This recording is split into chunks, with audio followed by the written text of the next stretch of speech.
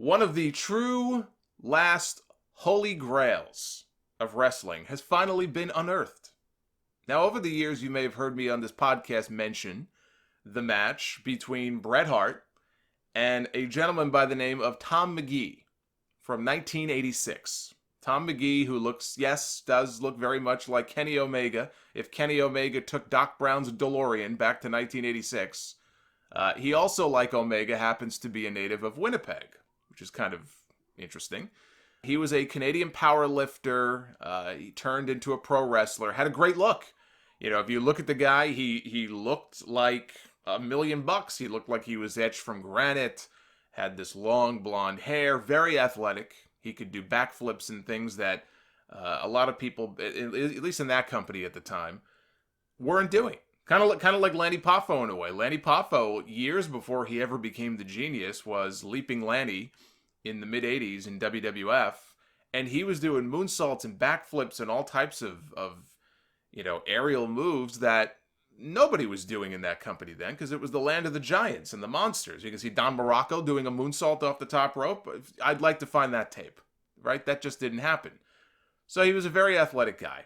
Now, eventually he got signed by WWE, and he wrestled Bret Hart at a Wrestling Challenge taping in Rochester, New York. Challenge had just premiered in September of '86, so the month before, maybe not even a full month before this match, Challenge had just premiered on television. The match never aired. It never aired, and it's only been seen by a handful of people at most, one of whom is Bret himself. WWE had given Bret, by his request, a copy of the match on VHS. Many years ago, he asked for it. And about a decade ago, Bret was looking to convert his, what I'm sure is a vast VHS collection of tapes, to DVD.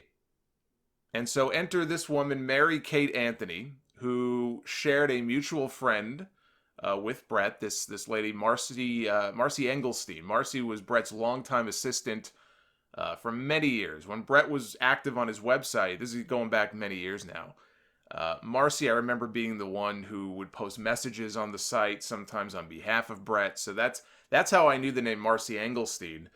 But apparently she was friends with this other woman, Mary Kate. That was the connection. And for whatever reason, Mary ended up with Bret's collection. I think she even went up to Calgary to collect all these VHS tapes. And she was going to help convert them for Bret to DVD. And I don't know if she just still has all of the tapes and just sent the DVDs back to Bret, I assume. She's had this tape in her possession, not knowing the significance of it, for a decade. She came across it the other day, and it had a sticker on it, Bret Hart versus Tom Magee, dated September 19, 1989, which sounded like it might not be the match, it might be the rematch. They had a rematch, the two of them did, in '89, although apparently it was in May, not September of '89. That also did not air on TV. Thing is, there was no television taping at all on September 19, 1989. So the sticker was inaccurate. The sticker was wrong. That gave people hope. Well, the sticker's wrong. Maybe it was just mislabeled. Maybe it was the date that Bret was given the VHS. I don't know. So the woman was waiting for a VCR, because who the fuck has a VCR sitting around anymore? I mean, I do, but look, I'm a child of the 80s. Of course, I'm going to keep my VCR. So she's waiting for a VCR. She gets it on Friday. VCR gets shipped to her on Friday. And when she pops the tape in, sure enough, it is the original match from 1986. Can you imagine if that fucking VCR ate that tape? The coronary that people would have had. I think this woman would have gotten death threats. I mean, look, I think this is a cool story, but there are people, my God, in the last few days, you would think that it was just the end-all, be-all of their lives.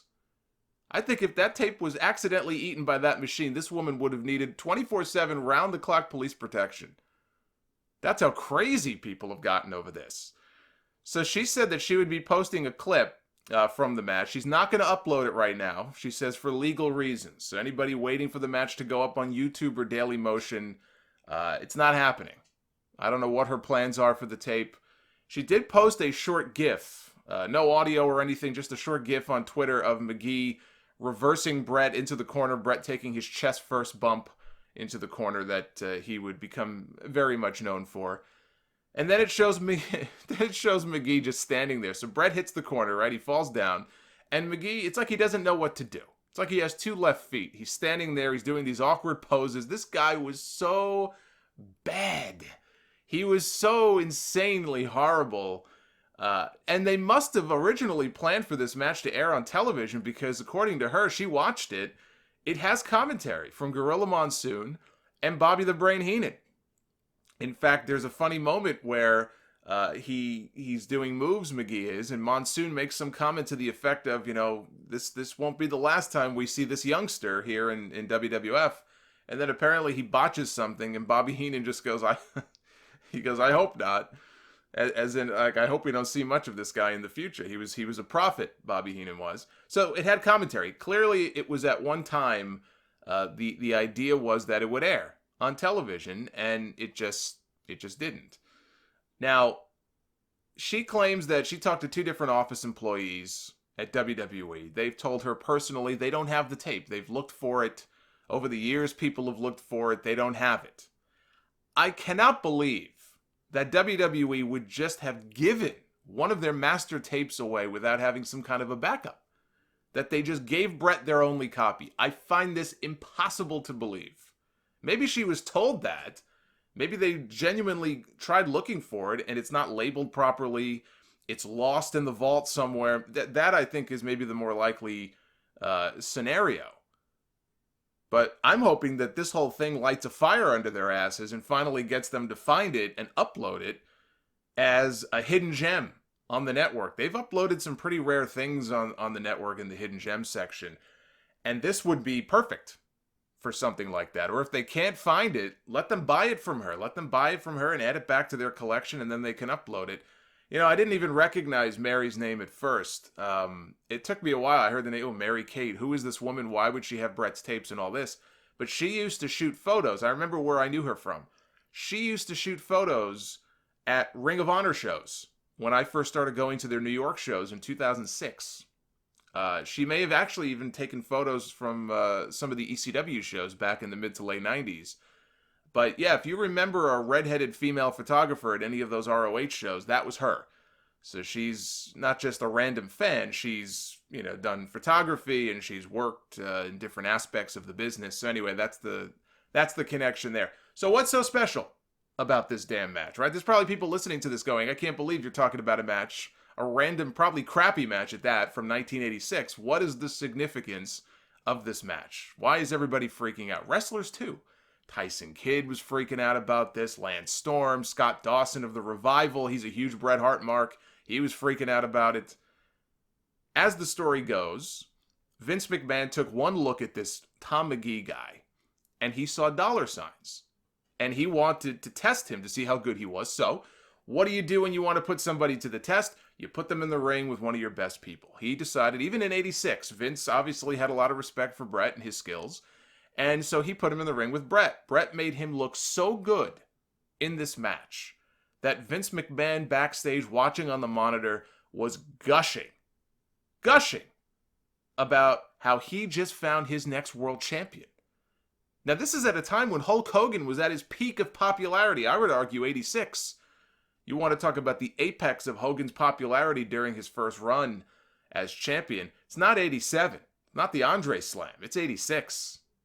So Hogan's at his peak of popularity in 86, and at that time, Vince is thinking, I found my next champion. He's looking ahead already to the next guy to replace Hogan. So he sees Magee, and he obviously wants to see him wrestle other people as well. The problem is when Magee gets in the ring in the days and weeks that followed with other people, not named Bret Hart, he was sorely disappointed because this guy looked like shit. He didn't look nearly as good as he did in the match with Bret. In fact, he sucked. He was no good. And it's a credit to Bret that he managed to convince Vince that this guy was going to be the heir apparent. In his book, Bret Hart talks about it. He says he was appalled when Chief Jay Strongbow, who was working as an agent backstage, came over to him and told him that he was going to work Magee at the taping that night and that Vince wanted Magee to go over. Bret was just appalled. And he went right to Vince's office, and Vince said, look, you're the only one I can trust to get this guy over and show me if I can make money with him. And that, of course, that soothed Bret's ego. He wasn't happy about it, but he was like, well, in that case, I'll do my best. And he said Magee did exactly as he was told. He told Tom, this is what we're going to do. Tell me your 2 or 3 biggest moves, and boom, boom, boom, this is what we'll do. He said Magee followed it right down to a T. And he said he was awful. He said he did his best to make him look good, but he could tell just being in the ring with him that this guy was the shits. So they come back through the curtain. Vince is giddy, right, that he just found his next champion. Nobody's going over to Bret. They're all going over to Tom. Oh, that was a great match. And they're just gushing over this guy. And after watching it, the only thing Mary said about the match after watching it herself is that it proves that Bret's catchphrase is true, that he carried Magee the entire way through. It was all Bret. It even included a post-match promo with Ken Resnick apparently interviewing Tom Magee. I have to see this. This thing has been built up so much. I don't see how it can be anything but a disappointment, but I still want to see it. Like, I know for a fact that if this thing ever does leak on Daily Motion, or if WWE ever puts it out finally themselves, like, people are going to watch this after it's been built up for so many years, and they're just going to watch it, and probably 10 minutes later, they're going to be like, that's it? Like, I guarantee you that's going to be the reaction. But it's just such a rare thing that that's what happens, right? These things get built up, and it can't possibly live up to expectations. So anyway, if it ever gets posted, I promise you one thing. I will review that match here on the podcast. You have my word. If it ever does finally leak. I guess the next thing to chase after now would be that Snake Pit segment from 86. Everything's from 86. There was a Snake Pit segment with Jake and Hogan. The one where Jake gave Hogan a DDT. And the crowd cheered. That was not the reaction that they were going for. See, these days we're used to it, right? The babyface, that they're shoving down people's throats, invariably will get booed. It'll happen with Becky. It's going to continue to happen for years to come. People are very fickle, and they like what they like, and sometimes the cool heel is the cool guy to cheer for. And Jake was fucking cool, man, back then. He was the bad guy, but people liked him. So apparently, this was going to air on television. They were going to have a program. I don't know if it was going to be on TV or just live events. But when he DDT'd Hogan, and the place cheered, the place popped. I'm sure Hogan freaked, Vince freaked, and they abandoned their plans to do anything with Hogan and Jake. Now, you can search around online, and you can find there's a couple of different snake pits with Hogan. None of them are that one from 86, though. The one in question, where the DDT happened. That one I don't think it's ever aired on television. If it did, it aired locally in whatever market it was taped, and that was it. I guess that's the next Holy Grail. That's the next hidden gem now that people have to look for. Magee was in the news last year. For those of you asking what the hell ever happened to Tom Magee, because he was in wrestling for about 4 or 5 years, and then he vanished. He wrestled in Japan a little bit. He did some other promotions. And by 1990 or so, he had left wrestling completely. But he was in the news last year. He got the shit beaten out of him by 6 punk kids who beat him up in an argument over a parking spot outside of his home. I think he still lives up in Canada. He was like the neighborhood watchdog. Everybody knew him, and he's a nice guy. And he came outside. I don't know if the kids were loitering or graffitiing. I don't know what they were doing. They were doing something they shouldn't have been doing. And he came outside, and they broke his jaw. They broke his eye socket, his face. If you look at the picture of him, his face looks all mangled. If the neighbors didn't come outside and chase those kids away, they would have killed him. And I haven't heard any updates. This was in May of last year. That wasn't even a year ago. He's probably still recovering from his injuries. Hopefully he's doing okay.